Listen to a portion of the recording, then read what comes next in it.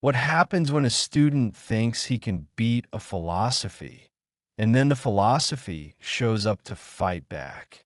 Welcome back to Tales of Wonder. If you enjoy slow burning comeuppances, awkward humility, and the kind of lesson that tastes like cold coffee afterward, hit subscribe and ring the bell so you don't miss the next one. Now, let's begin today's story. In the middle of a city that had learned how to be both new and tired at the same time, a small training hall sat like a page someone had folded back. It was on the second floor above a noodle shop that always smelled faintly of garlic at midnight. The sign outside was modest, Junly martial arts by appointment.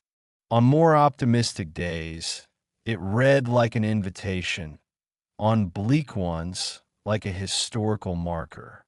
The dojo was, by all modern metrics, a relic. The wooden floor had grooves where knees had dragged for decades. A faded portrait of the school's founder, chin up, eyes like river stones, hung slightly askew.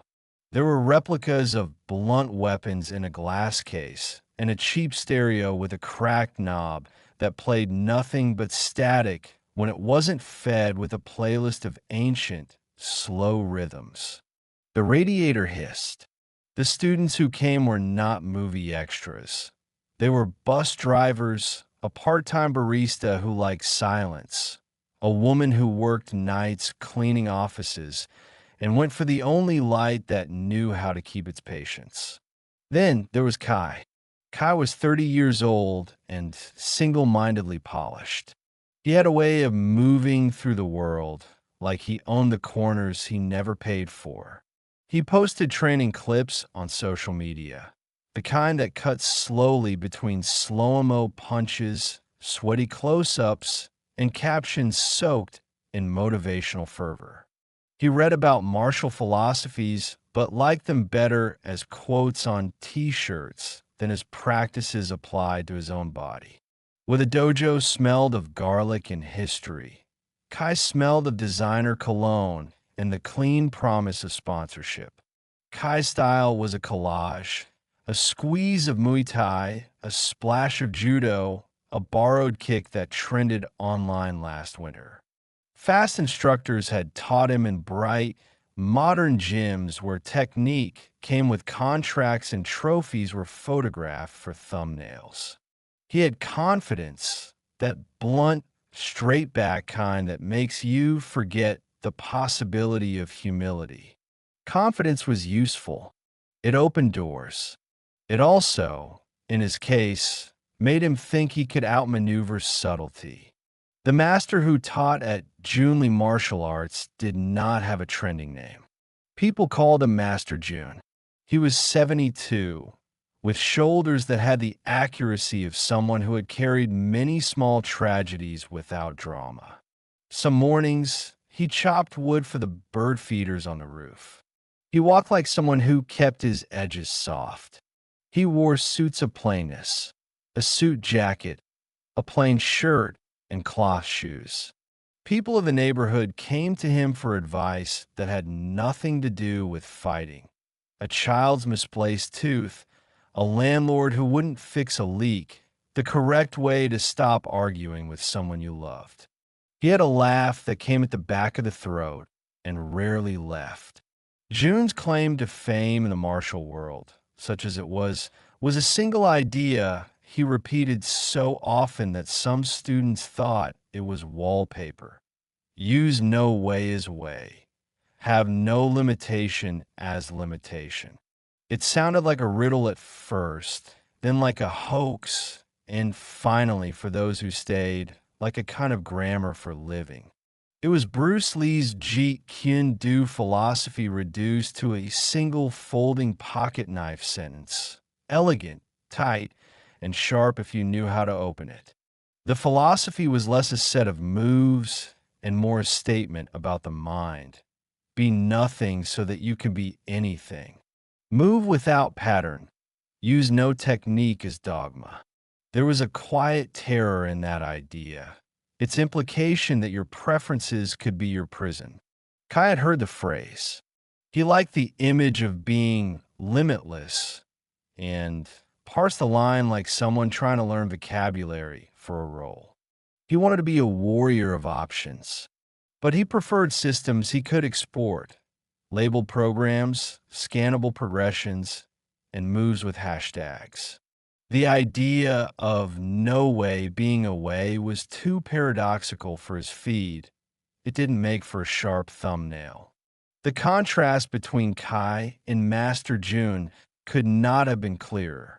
One lived in scenes and frames. The other lived in the slow currency of attention.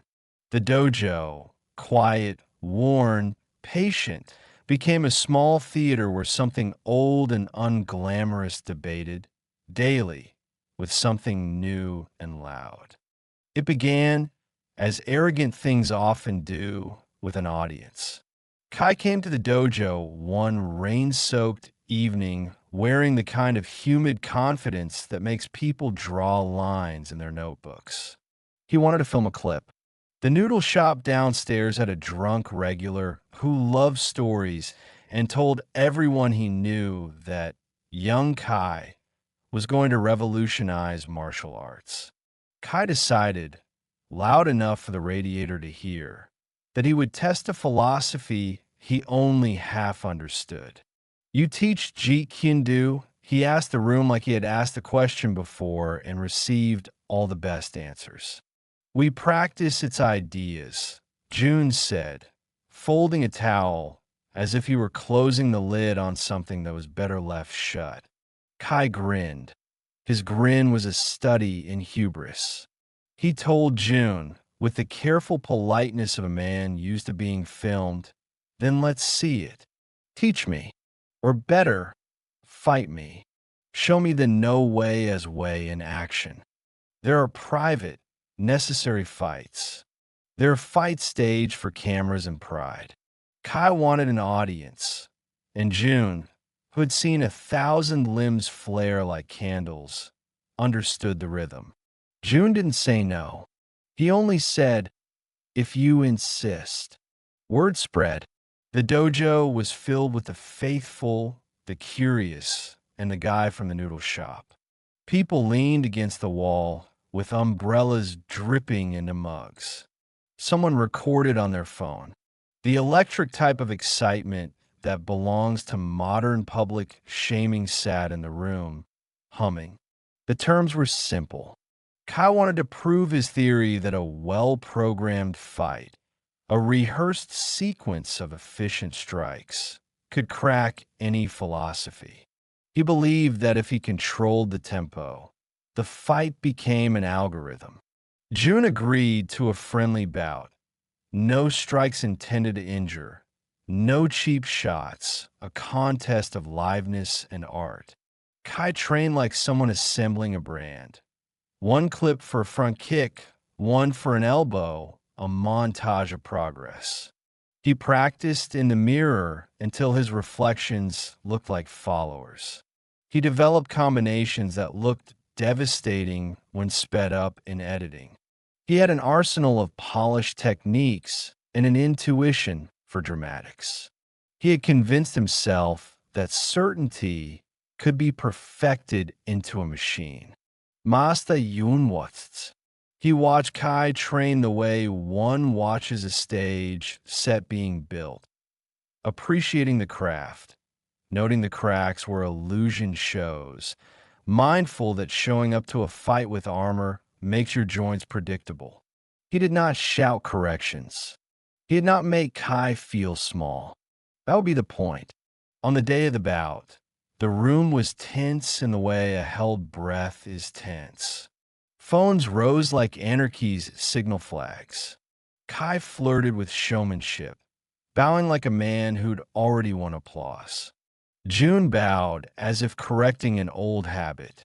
When the fight began, Kai rushed at Jun with the speed of rehearsed fury. He moved through his combinations with the precise brutality of someone who had learned how to be devastating on camera.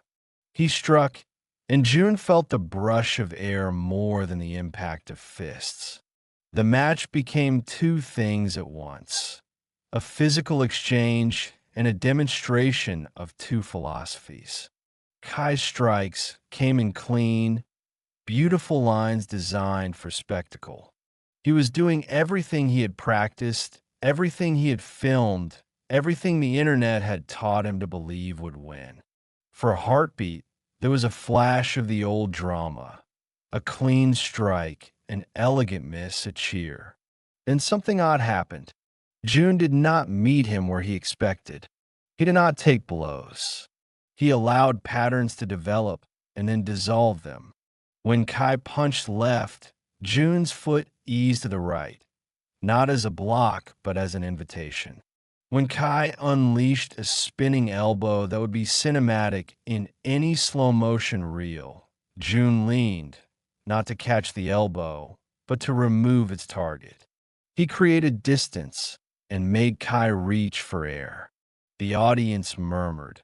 It was like watching someone try to win an argument with a ghost. Kai's arrogance began to wobble. He adjusted, hitting repeats on his techniques with an almost desperate precision. He landed a glancing blow on Jun's shoulder, enough for the camera, not enough for the man. Jun smiled, not content, but curious. He moved without making a move.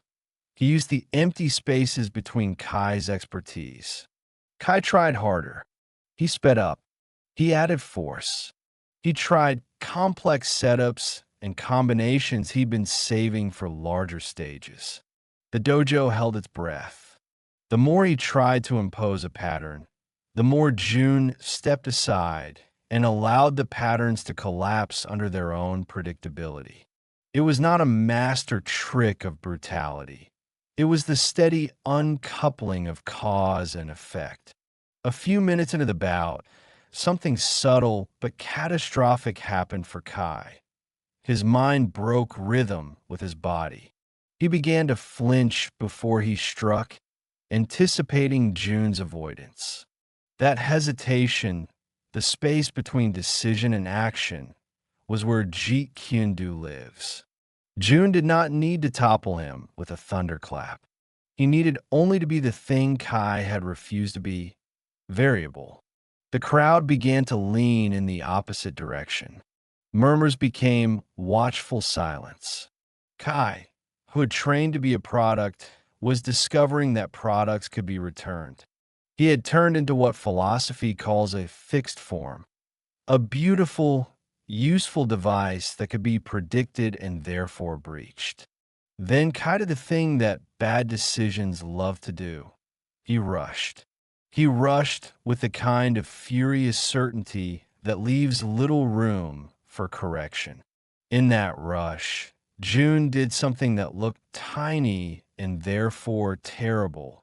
A subtle shift of balance, the slightest redirection of weight, a tap on the chest that was meant to be the smallest of corrections. Kai's momentum carried him forward, past the point of control. It was not a cinematic defeat. He didn't fly through the air in a graceful arch.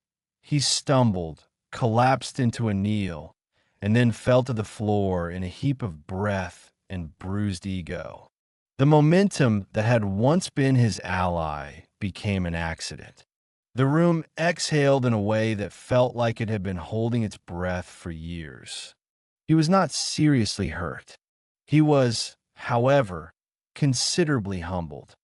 People often think of a twist as a sudden reveal, like a magazine ripping open to show an ad you hadn't expected.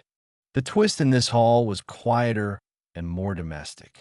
It came one evening, some days after Kai's loss, when the dojo was empty except for two men and an old radio playing a show about the weather. Kai came back not to challenge, but to sit. He sat on the floor like someone waiting for a verdict and bowed to Jun in a way that looked like the end of an argument. "How did you?" he asked. He wanted the mechanical explanation, a step-by-step that he could then turn into content and monetize as How to Beat Philosophy 101. Jun answered the question in a way he would answer a child's interest, with a fact and a memory. You were loud, he said. You were precise, and your precision becomes predictable. The way to stop precision is not to be precise. But that is not the full answer. Kai pressed for the full answer, and the master obliged. Not with a lesson, but with a piece of history. He pulled an old photograph from the back of a drawer, a graveled black and white image of a younger Jun standing beside a small boy with dusty knees. The boy was holding a wooden practice sword like an oversized insect. Jun's arm was around him like a mild clamp. That was 1988, Jun said. That boy's name was Li Wei. He learned from me for 5 years before he left the city. He went to the capital. He believed machine learning of the body was the only way. He became a famous instructor there, one of those sleek studio owners who lines his trophies up like fence posts. I have not heard from him in 20 years. Kai looked at the photograph and then at the master. The room smelled like garlic and nostalgia. You knew his style? Kai asked. I helped teach his early certainty, Jun said. The thing about teaching someone to be fixed is that you will have created a pattern, even if you meant the opposite. Li Wei came back once. He had become very good at predictable, efficient motion. He had also become incapable of surprise. He was humbled. He stopped teaching 2 years later. I don't know what happened to him after that. He had seen videos of fighters like Li Wei. In those videos, stabilization and speed beat complexity. The crowd had loved those videos. Then Jun made the twist that made Kai's knees feel cold and made the philosophy itself audible. When Li Wei asked me how to become unpredictable, I did the only thing that makes unpredictability obvious. I taught him how to be predictable so that he would know its limits. He needed to crash into the wall to feel the other side. Kai, who expected secrets and mechanical hacks, felt something else, an ethical geometry. Jun had not merely defeated a series of moves. He had engineered a learning crash.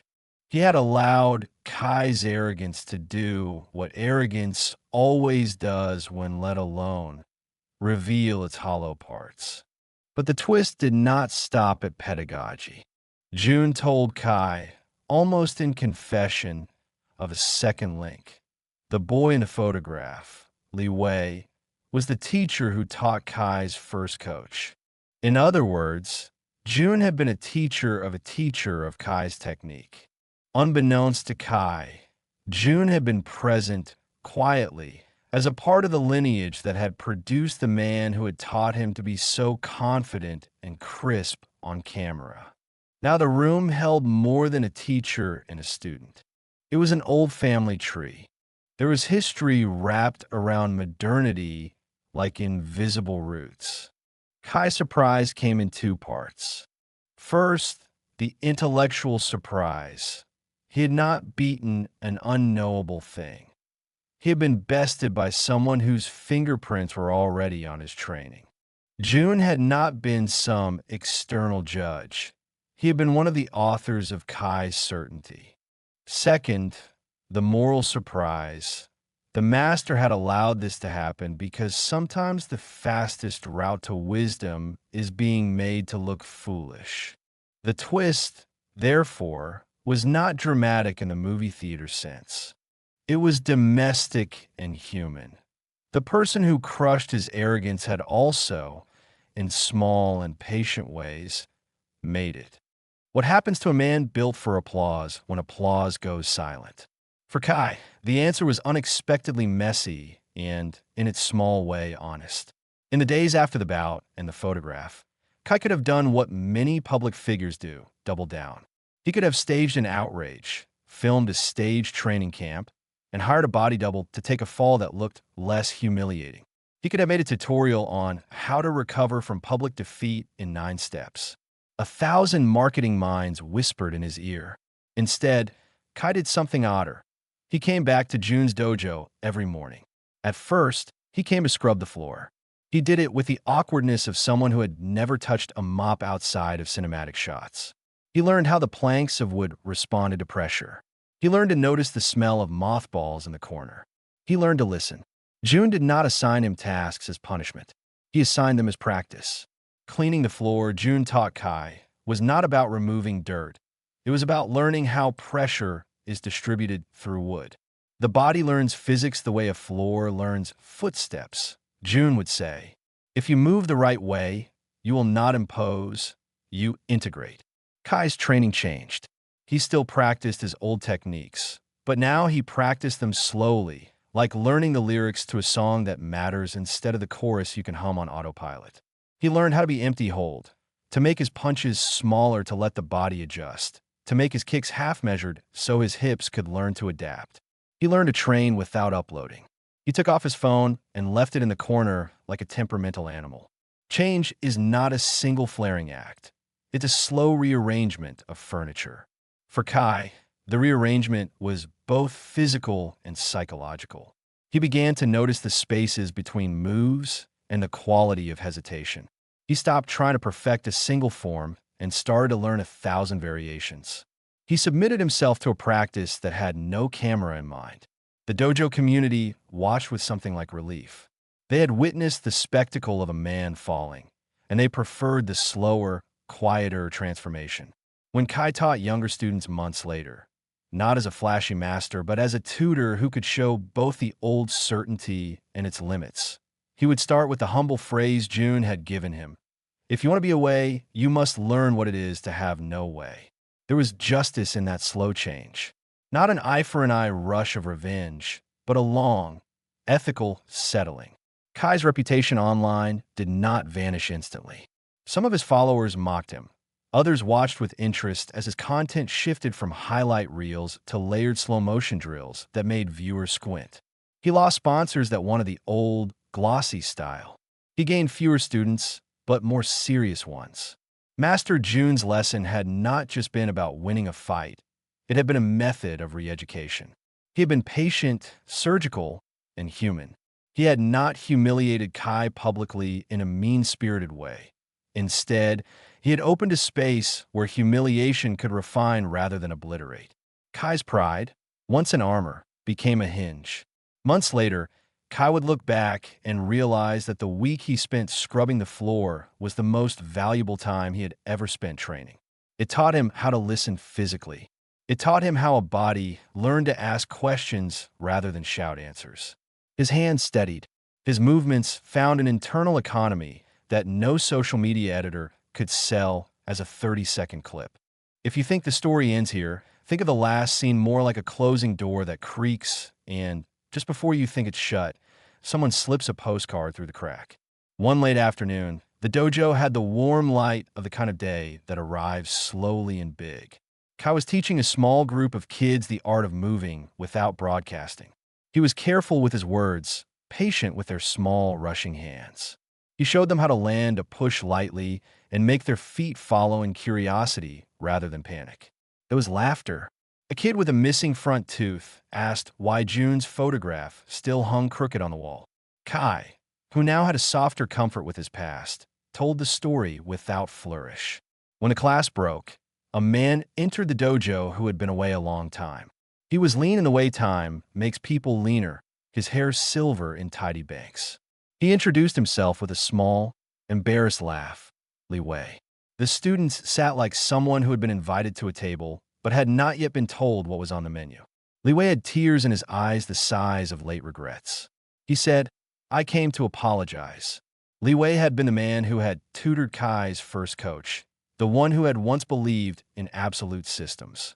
He had burned out and come to Jun's door years ago. When he left that city, something inside him had changed shape. He had taken classes in psychology, in anatomy, in the art of being empty. He had spent 20 years studying how people break and how they become whole.